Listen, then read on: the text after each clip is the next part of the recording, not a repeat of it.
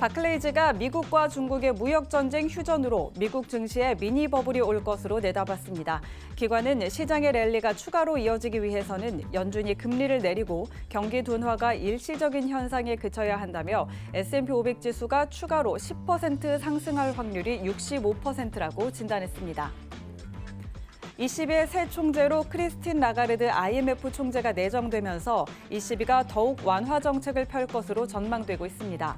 전문가들은 라가르드 총재가 비둘기파에 가깝다고 분석하고 있는데 캐피털 이코노믹스는 라가르드 총재 추천 이후 ECB가 수개월 내 통화 완화에 나설 것이라고 내다보고 있습니다.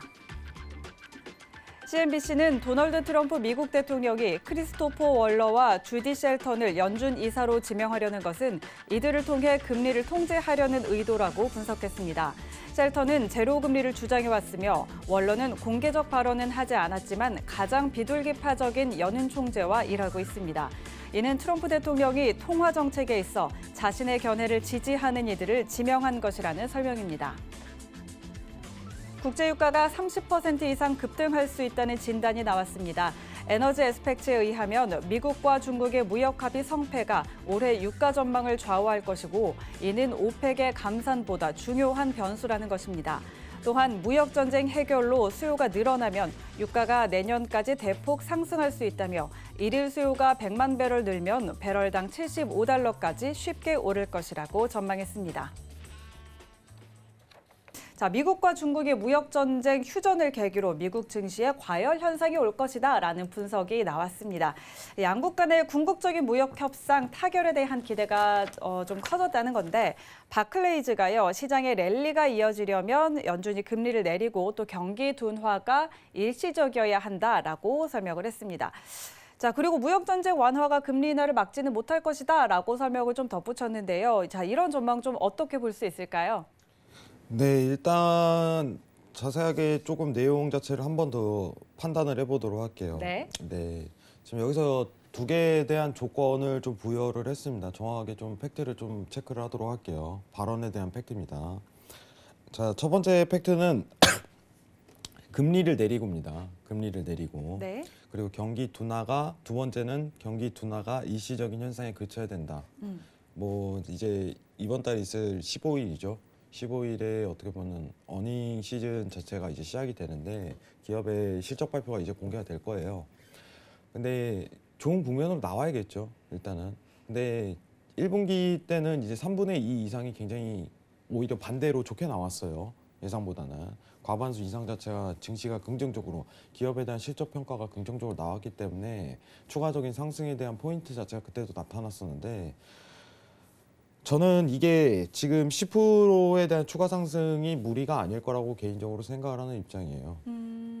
이제는 왜냐면은 이제 첫 번째 조건에 대해서 진행하는 과정이긴 하지만은 이제 금리 얘기를 먼저 따져보도록 할게요. 네. 자, 금리 얘기를 먼저 따져보자면은 지금 뭐 다른 헤드라인에서도 또 통해서 얘기를 하겠지만은 어쨌든 간에 중요한 거는 전 세계적으로 양적 완화를 시도하고 있다는 급반전에 대한 분위기죠. 근데 이 분위기 자체가 단기간 내에 좀 멈출 것 같진 않고 이제 내년까지 추가적으로 이어질 가능성이 크게 제기가 된다. 그러면은 어떻게 보면 증시의 탄력을 받을 수 있는 하나의 영향 요소라고 생각을 합니다. 그리고 두 번째는 이제 경기 둔화죠. 경기 둔화가 일시적인 현상에 그쳐야 한다. 이 부분인데 최근 사실 경기 둔화는 굉장히 좋지 못해요. 경기 상황 자체는. 뭐 상승에 대한 랠리 자체는 이어가지 못하는 국면일 수 있겠지만은 네. 이거 자체를 금리 인하에 대한 요건 자체를 끌어올린다면은 뭐 GDP든 어떤 경제적인 지표 발표에 대해서 긍정적인 영향을 낼 가능성이 굉장히 크다고 보고 있어요. 근데 이런 것보다는 일단은 제일 중요한 거는 사실 이제 미중 무역이죠. 미중 무역이 이제 어떻게 보면은 딜레이 된 상황 내에서는 추가적인 상승 요인이 언제든지 가능하다고 판단을 합니다. 지금 앞둔 어떻게 보면 시황 자체를 좀 보겠다면은 이제 내주죠. 내주. 다음 주에 있을 이제 협상 대표의 전화 연결 자체가 있습니다. 다음 주부터 이제 어떻게 보면 미중 무역에 대한 협상을 다시 진행을 한다 이런 내용 자체가 나오고 있어요. 여러분들이 제일 착각하지 말아야 되는 게 뭐냐면은 지금 지난주에 있었던 어떻게 보면 주말 사이에 있었던 이제 미중 무역이죠.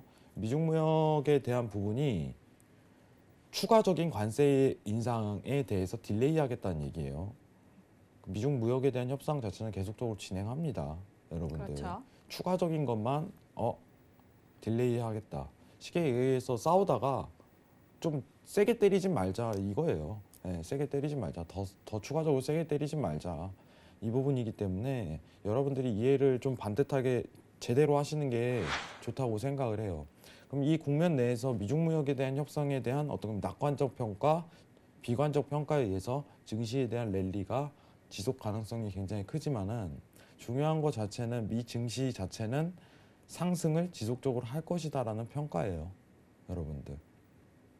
뭐 나스닥 차트 보고 또 대응을 하겠지만은 이 부분에 대해서 큰 브레이크가 없는 상황이 이어질 때까지 상승 랠리는 추가적으로 이어질 거라고 보고 있습니다.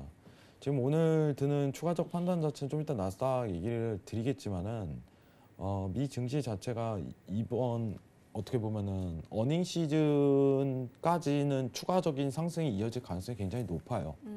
여러분들한테 언급 드린 거는 뭐냐면은 여러분들이 지금 이번 달 가장 주목해야 될 지표 자체는 15일부터 있을 어닝 시즌 발표입니다. 기업 실적 발표. 그 분기마다 한 번 있는 거기 때문에 굉장히 중요하다. 이렇게 설명을 드리겠고요. 통상 2주 정도 연속적으로 발표를 합니다. 연속적으로 2주 내로 연속적으로 발표하기 때문에 고수는 지금에서 이제 발표 즉시 이런 부분을 체크를 하도록 하겠습니다. 일단은 총 결론을 내리자면은 미 증시에 대한 미니 버블 자체는 허풍이 아니에요. 충분히 가능성이 있습니다. 가능성이 충분히 있는 요건 자체도 지금 생겼어요. 딜레이도 되고 금리도 인하되고 어떻게 보면 이번 달 있을 어떻게 보면 15일 날 있을 어닝 시즌 발표만 제대로 넘긴다면은 추가적인 버블 사태가 충분히 올 가능성이 굉장히 높다. 이렇게 평가를 드리도록 하겠습니다. 트럼프 대통령이 새로운 두 후보자를 연준 이사로 지명을 하겠다고 했습니다. 크리스토퍼 월러 세인트루이스 연은 부총재 그리고 주디 셸턴 유럽 부흥개발은행 미국 상임 이사 이 두 사람인데요. 이 두 사람을 보면 공개적으로 제로 금리를 주장을 하거나 혹은 연준 내에서 가장 비둘기파적인 연은 총재와 함께 일하고 있는 사람들인데요. 자, 이런 부분에서 트럼프 대통령은 통화 정책에 있어서 본인을 지지하는 사람을 추천해서 이제 금리를 통제하겠다라는 의도라고 분석이 되고 있는데요. 자, 어떻게 풀이해 볼 수 있을까요? 네, 일단은 앵커님께서 좀 자세히 어떻게 보면 얘기를 해주셨는데 저는 네. 이거 그대로 받아들여야 돼요. 이 내용 자체 그대로. 지금 금리를 통제하려는 의도인데요. 이건 통제하려는 의도가 맞습니다. 그렇죠. 네. 누가 봐도 그렇게 보이는 것 맞아요. 같아요. 네. 너무 의사가 분명해요. 뭐 FOMC가 뭐 파월 의장을 자꾸 해임하려고 하는 이유 자체가 사실 금리 때문이에요, 여러분들. 최근에 있었던 어떻게 보면 금리 인하를 하는 이유 자체는 명분은 너무 당연히 쓰는 거예요. 이제 미국 쪽에서 굉장히 유리한 입장을 취하기 위해서입니다. 그렇기 때문에 자꾸 이제 의장 자체랑 싸우는 이런 궤도 자체로 넘어갔는데 근데 지금 경제 상황 고려 상황 따진다면은 저는 금리 인하를 하는 수순에 좀 맞다고 보고 있어요. 네. 네, 원칙이 좀 벗어난 틀 자체가 좀 생기기 때문에 인하 자체가 맞다고 보고 있고 지금 연준 이사를 두 명을 뽑죠. 크리스토퍼 월러하고 주디 셀런 연준 이사 둘 다 비둘기파입니다. 그러면은 지명을 하게 되면은 뽑혀서 금리 인하를 지속적으로 이어나갈 수 있는 요건 자체가 되는 거예요. 그러면은 지금 두 번째 헤드라인하고 지금 세 번째 헤드라인 연동해서 조금 판단해 본다면은 네. 이 10이든 지금 새로 부임하는 이사라든가 이제 총재라든가 다 비둘기예요. 다 금리 인하하겠다. 이런 얘기를 하는 사람들이 새로 지명되는 겁니다. 그러면은 전 세계적인 양적 완화 자체가 구도 자체가 계속적으로 나올 가능성이 높다. 이렇게 시사되는 부분이 있고 뭐 지금 트럼프 관련해 갖고 지금 저는 굉장히 의아했어요. 뭐 다수의 시청자들 제가 소통도 가끔 하긴 하는데 트럼프가 사실 이제 대선 됐을 때 네. 야, 진짜 나라가 어떻게 될까 걱정을 했었어요. 사실 이제 와 이게 대단하구나 대통령이 되는구나 이 생각을 했는데 또 행보를 보면요 역사상 유례 없는 사건 자체가 지속적으로 발생을 하기도 해요. 맞아요. 그것도 이제 근데 재밌는 것 자체가 이제 자국 미국 쪽에 그 이제 어떻게 보면 긍정적인 영향을 끼치는 이런 그렇죠. 발단 자체를 네. 계속적으로 끌어들이는 사람이에요. 상황 자체가.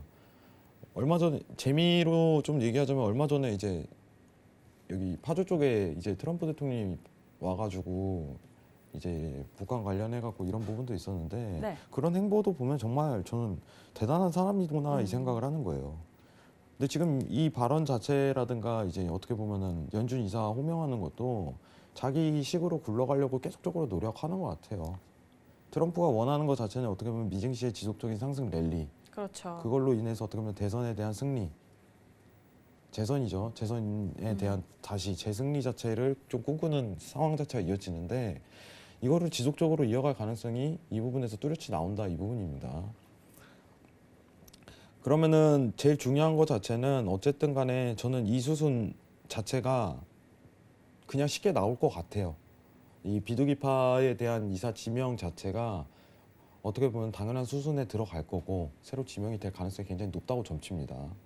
그리고 FOMC도 이번 헤드라인과 같이 ECB와 같이 지속적인 금리 인하에 대한 정책을 당분간 이끌 가능성이 굉장히 높다. 이렇게 판단을 하고 있습니다. 어쨌든 새로 지명을 이제 실행을 할 텐데 지명되면은 어쨌든 간에 이제 지속적인 금리 인하하는데 그 부분만 좀 주시하면 될 것 같아요. 뭐 크게 무리는 없겠죠. 이사 자체는 설명을 추가적으로 드리자면 여기서 선임하는 건 연준 이사입니다. 연준 이사는 투표를 지속적으로 할 수 있는 권한이 있어요. 위원하고 달라요, 여러분들. 위원은 어떻게 보면 1년에 한 번씩 체인지가 됩니다. 네. 은행별로 이렇게 주별로 은행이 있죠.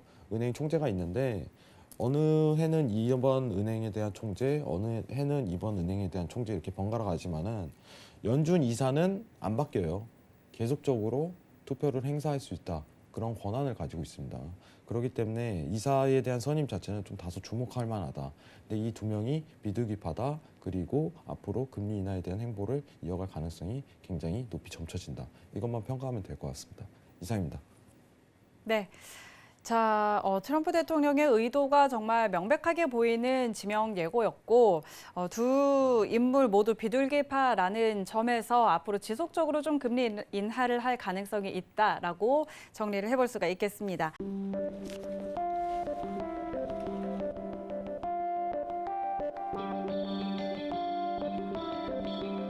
글로벌 경제 채널 서울경제TV